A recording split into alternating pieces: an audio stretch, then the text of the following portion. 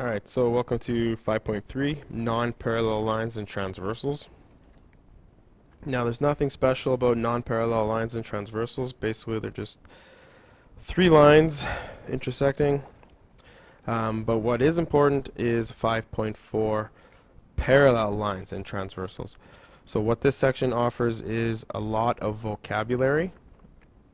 So let's start with the vocabulary. The transversal is a line that intersects two or more other lines. So the transversal cuts through like that. That is the transversal. Now, they're going to be using a lot of words that you're going to have a hard time remembering at first, but it is an open book exam, so you can always refer back to this page for these keywords. So corresponding angles are two angles that occupy the same relative position at two different intersections. So examples of corresponding angles are 1 and 5 because they're both in the top right position. 4 and 8 because they're both in the, here I'll use a different color.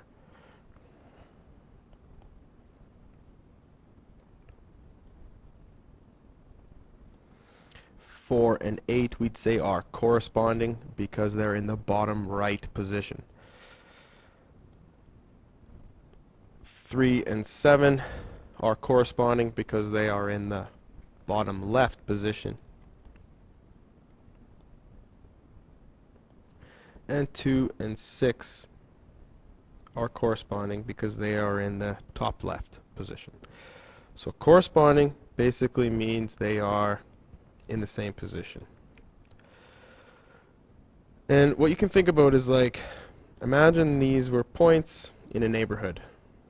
These were houses in a neighborhood. So you have your top right, your bottom left, and your top left. So obviously 1 would correspond with 5. Okay?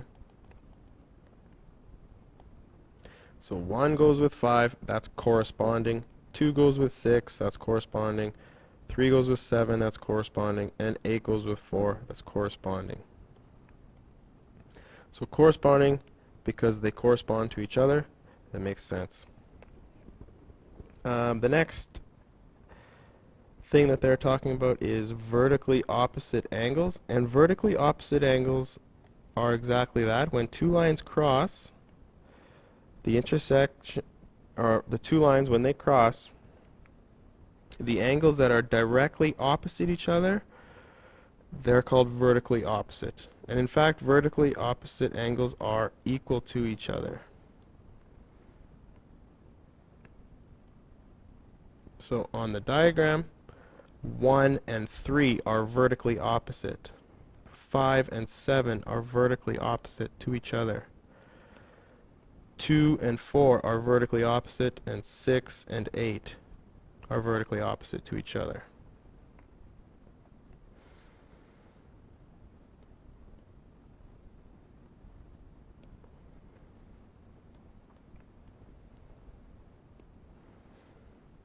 Alright, the next thing is alternate interior angles. And these are angles in opposite positions between two lines intersected by a transversal and also on alternate sides of the same transversal. So that's a whole lot of words that is hard to understand. So let's break this down.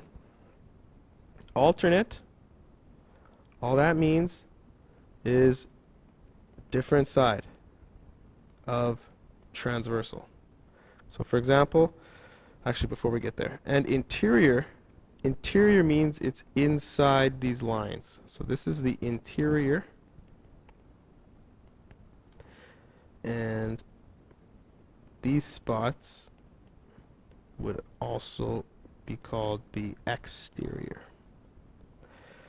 Okay, so which in blue are alternate interior? Well, 4 and 6 are alternate interior. As well, in purple, 3 and 5 are alternate interior angles because they're on the opposite side of the transversal and they're interior to the two lines L1 and L2.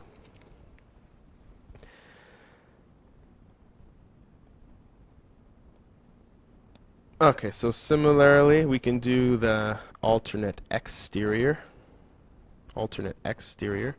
which are angles in opposite positions outside two lines intersected by a transversal. So we know that exterior is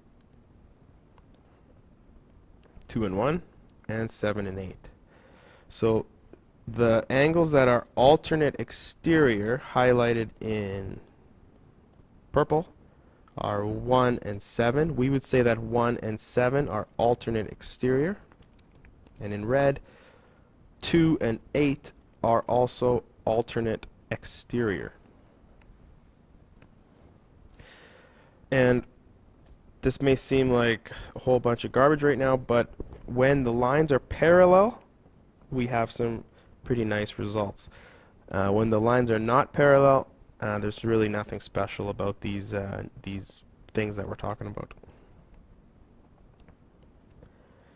Okay, so let's take a look. Build your skills number 1. In the diagram below, identify the relationship between each pair of angles. So 7 and 8. 7 and 8, they are alternate because they're on opposite sides of the transversal T, which runs through lines L1 and L2. Line 1 and line 2 are crossed by the transversal T. So angles 7 and 8 are alternate interior because they're inside L1 and L2. Alright, 2 and 7. 2 and 7 you can see are in the same relative position. They're both in the top left of their corresponding neighborhood. So we call these guys corresponding. 1 and 6.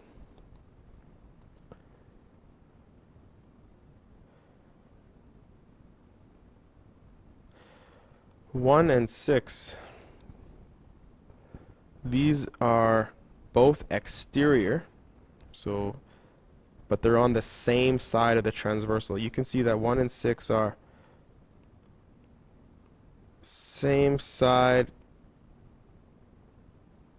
exterior. And 5 and 7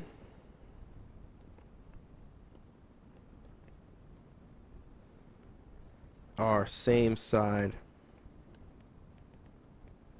interior.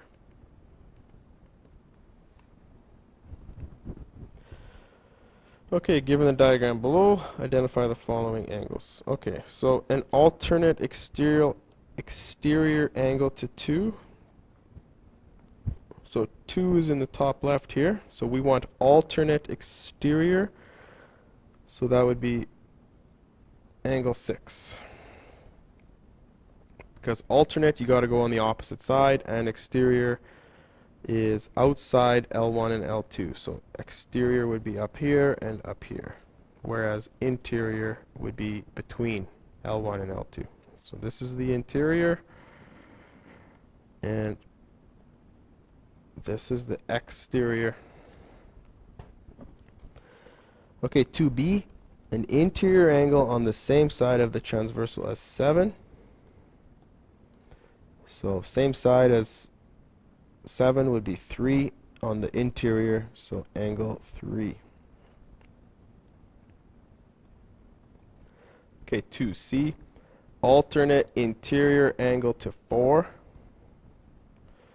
So here's 4, alternate, so opposite side, but interior would be here, so angle 3 again.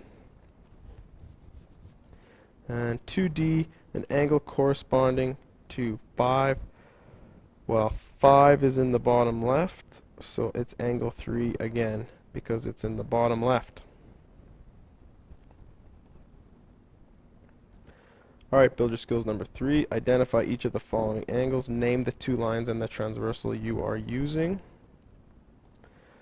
So 3A, two angles corresponding to 1. Well, 1 is in the top right.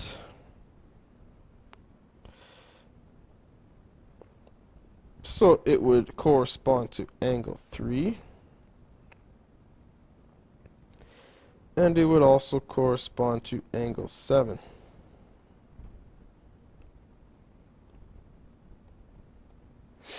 Okay, 3B, and an interior angle on the same side of the transversal as 10. Okay, so here's 10, and we want an interior angle on the same side, so that would be 4.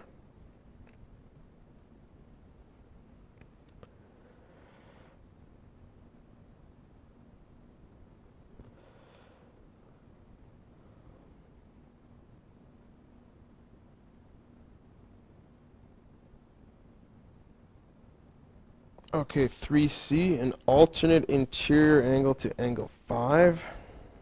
Angle 5 is right here in the bottom left, so we need alternate interior. So that would be angle 10, because it's inside the lines and on the opposite side of the transversal. And 3D, two interior angles on the same side of the transversal as 8. Okay, 8 is right there, top left. So we need two angles on the same side of the transversal. So that would be 5.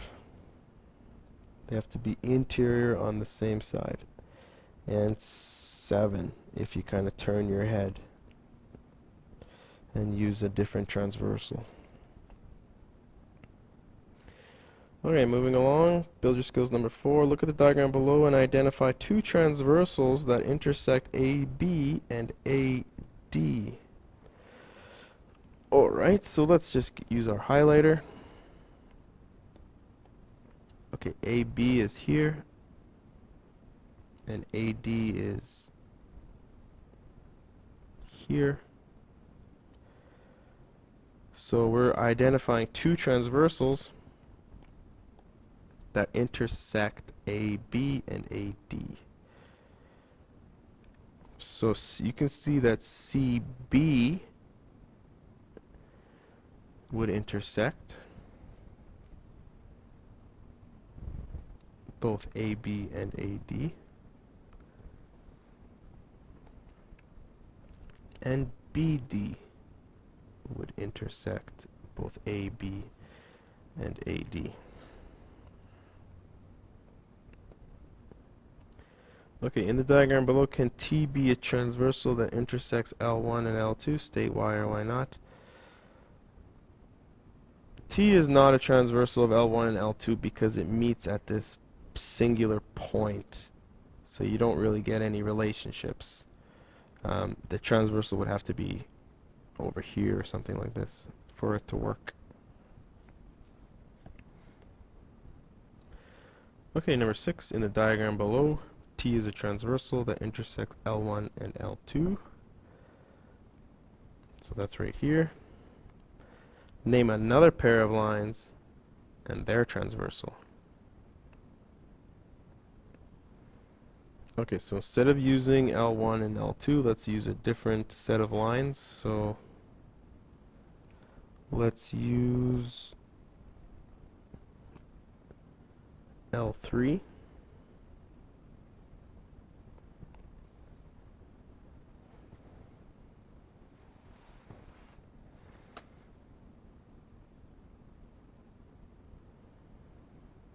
So let's use L3 and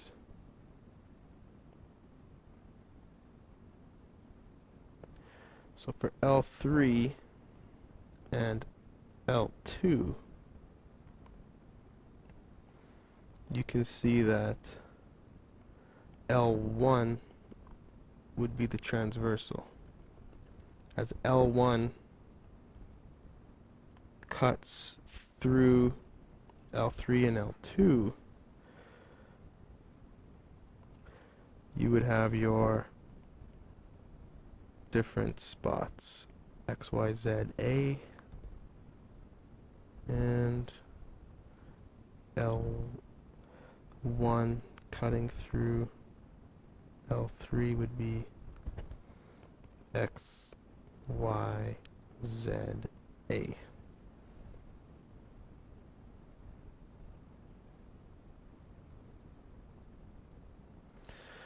So it may seem a bit confusing and a little bit weird at this point, but try your best with practice your skills for this section. But ultimately, the real important stuff is coming in the next section, uh, in the section 4. So the next video is much more important than this video.